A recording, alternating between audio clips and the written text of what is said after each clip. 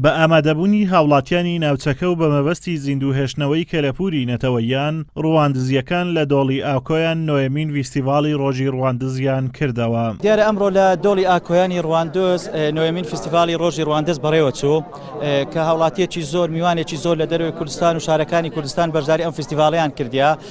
ساڵانە فیستیڤاڵی ڕۆژی ڕواندۆز لە دەی چار بەڕێوە دەچێت، ئەم ساڵیش نۆیەمین فیستیڤاڵ بەڕێوە چوو و هەروە ڕۆژێکی ڕەمزیە بۆ هەموو قوربانیەکانی و سەروەریەکانی شاری ڕواندۆز لە ڕووی ڕۆشنبیری هونەریەوە، لە ڕووی کولتوریەوە و لە ڕووی مێژووی شۆڕژجێڕیەوە. هاوڵاتیان بە خواردنی جۆراوجۆر و سەرجەم ئەو کار و پیشانەی لە کۆندا هاوڵاتیان پەیڕەویان کردوون لە فیستیڤاڵەکەدا بەشدار دەبن و کەلەپوری ڕەسەن زیندوو دەکەنەوە.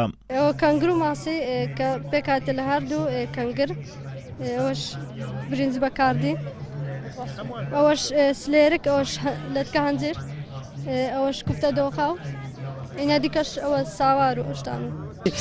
زۆر کەمتر خەمن لە پۆشوونی جلوبەرجی ڕۆژانەیان بە شێوازی کۆنی باب و باپیران، تەنانەت لە فیستیڤاڵ ئەو شێوازانە ئابیندرێت زۆر کەمن. ئەگەر پیاوە کۆنەکان شتیوا جار بەجار لیان ببینی، ئەوانیش وەکو جاران نەماون بە حەقیقەت، چونکە لە ماڵەوە کەوتون و ڕۆم نەمایە و ئیتر هەموو ئەو شتانە دەتوانم بڵێم بۆ بەکارهێنان نەماون. تەنانەت هەر وەکو ئاماژەم پێکرد لەم فیستیڤاڵە بوونیان هەیە و هەموو کەسێکیش ئەو زۆرە جلوبەرگە ناپۆشێ، لەبەرەوەی ئەمە جلوبەرجی ئەو پەڕی چینی هەژارە.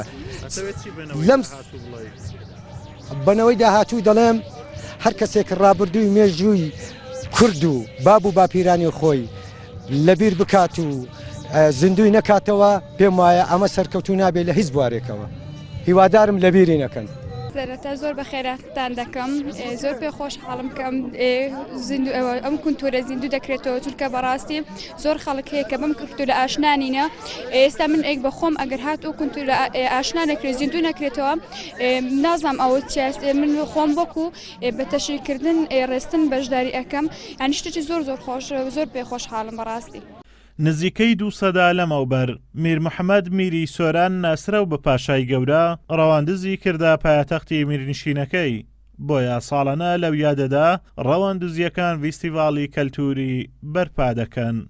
بە مەبەستی زیندووهێشتنەوەی کەلەپوری نەتەوەیان و ئاشناکردنیان بەنەوەی ئێستا، ڕەواندزیەکان نۆیەمین فیستیڤاڵی خۆیان سازدا. ئازادۆمەراوەی کەناڵی ئاسمانی پەیام، دۆڵی ئاکۆیان لە قەزای ڕەواندۆز.